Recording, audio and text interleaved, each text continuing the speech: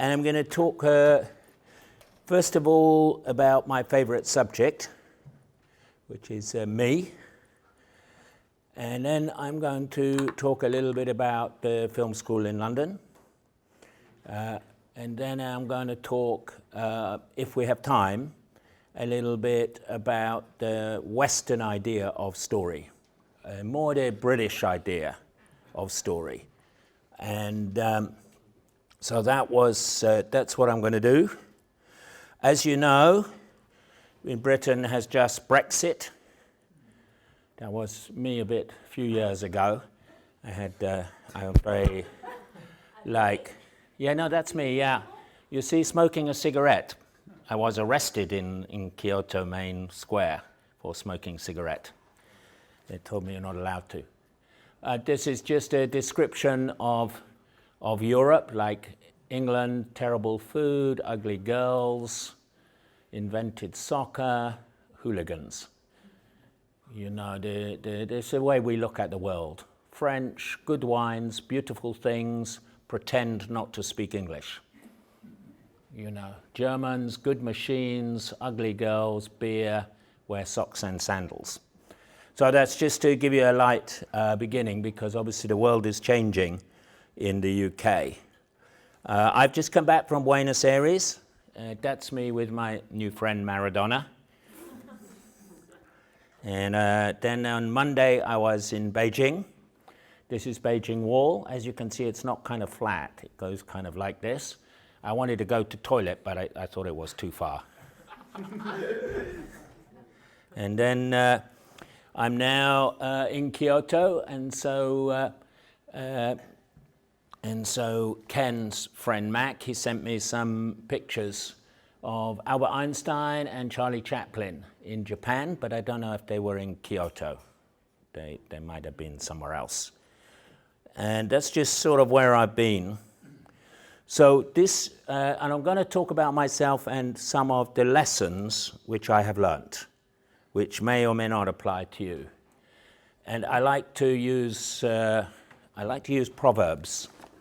This is proverb from the country of Uzbekistan. You know, in Russia, you know, you don't choose a house, you choose neighbors. That when you want to be successful at things, it's the people, not the organization or the institution that is the important thing. This is my first partner. He's a guy called Richard Branson, who owns Virgin and Virgin Atlantic. He likes to dress in women's clothes. So he made a bet with a billionaire from Southeast Asia, I think from Thailand or somewhere, which he lost, and he said if he lost it, he would dress as a Virgin stewardess. But he always had that. But what the second lesson, which I have always learnt, and it's particularly important for filmmaking, is, you know, one head is a head, two heads are gold, three heads are platinum. That this ability of people to work together is an incredibly important thing to doing really interesting work. It's much harder to do it on your own. And so myself and Richard Branson, we started a record company making records by rock musicians. And this is me at the age of 19, same age as some of you guys. I had already been in business at this point for 2 years. So I had started at 17 years old. I had left school at 16 years old. I only went to university for 1 semester, and that was because I couldn't agree my deal with Richard Branson. I couldn't agree how many shares he had and how many shares I had. But we were then selling records, other people's records, and we were like a hippie company. So these were our first employees. It's interesting, but I can remember the names of all of the women in the picture, but only a few of the men. That's me. That's Richard Branson. That's Wendy. That's Cynthia. That's another Wendy, etc. So we employed hippies because they were cheap. And they came into work very late, like 11 o'clock, but they worked late and then they would go to clubs and they would see bands and they would come back and tell me and Richard if they saw bands that were really interesting. And then we started some shops, some kind of hippie shops. And you understand the word hippie, yeah? Hippie, hippie, hippie, hippie. Okay, good. And then we signed, it's a bit off the screen actually, but there you go. We signed another hippie, and he made a rock album which had no lyrics, no words on it, and that was picked up and put on William Friedkin's Hollywood film, The Exorcist, which was like a horror film. That was my first time I came in connection with the film business, because really I am a rock and roll boy who stumbled on film. And that sold a lot of copies and solved our financial problems. But it was quite interesting when we were trying to do, we call it a license, but when we were trying to sell the rights of Tubular Bells in Japan. My partner, Richard, he flew here to Japan. We went to each of the Japanese companies. And the first one, Richard went to, and they said, so how much money do you want us to pay for Japanese rights? So Richard said like, oh, $100,000. And they all went, hi.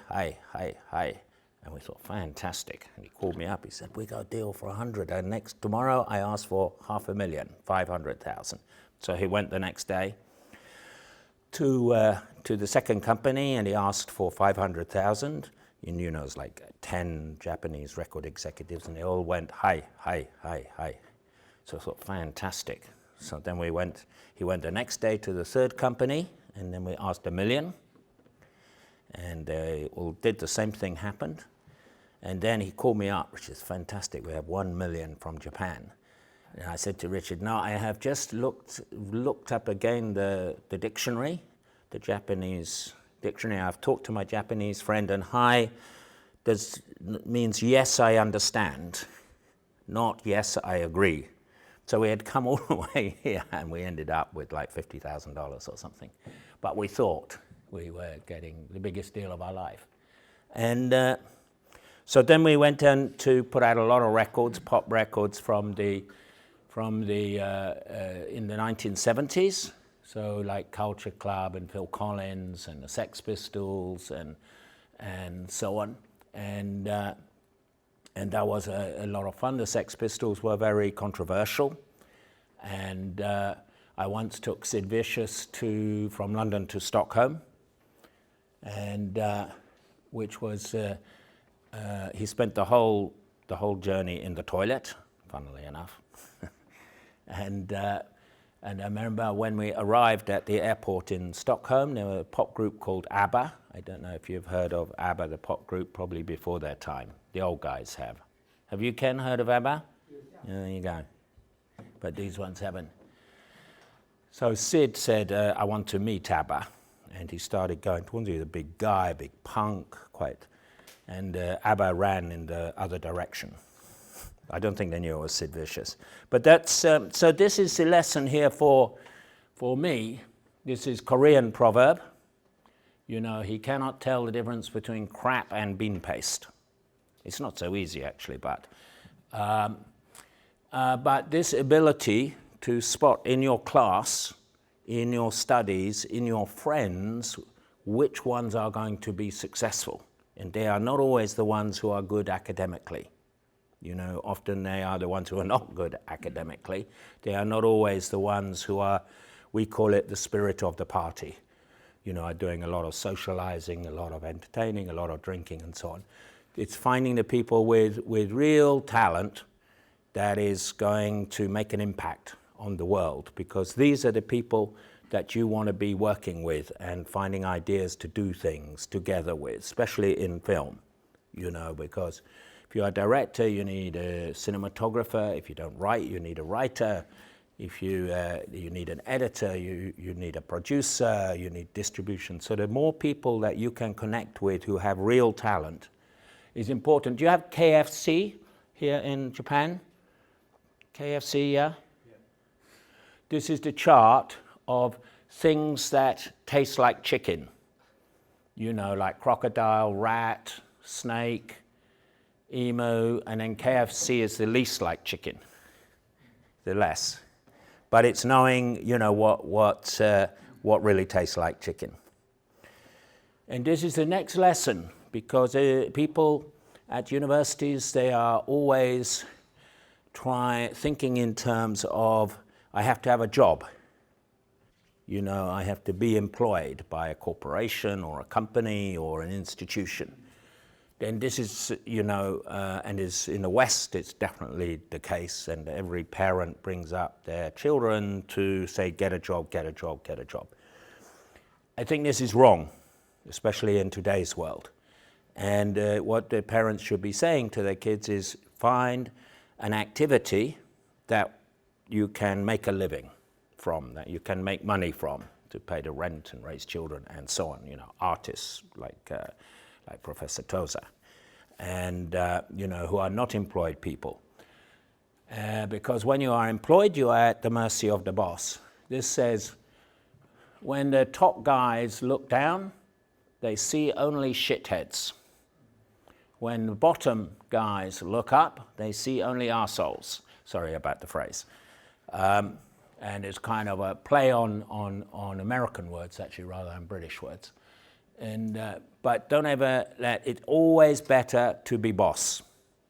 Even if you're a small boss or only your own boss, because you are, than it is to be employed. And that's really at the NFTS what we are trying to achieve. And of course, when you're at a boss, you have responsibility. And the number one thing about leadership is to take responsibility for everything around you and what is happening. The best students I have, they never blame anyone else. If something goes wrong, it's their fault. Maybe they chose the wrong person. You know, maybe they didn't give them enough instruction. Maybe they didn't realize that they had particular challenges, and so on. So it's a really important thing.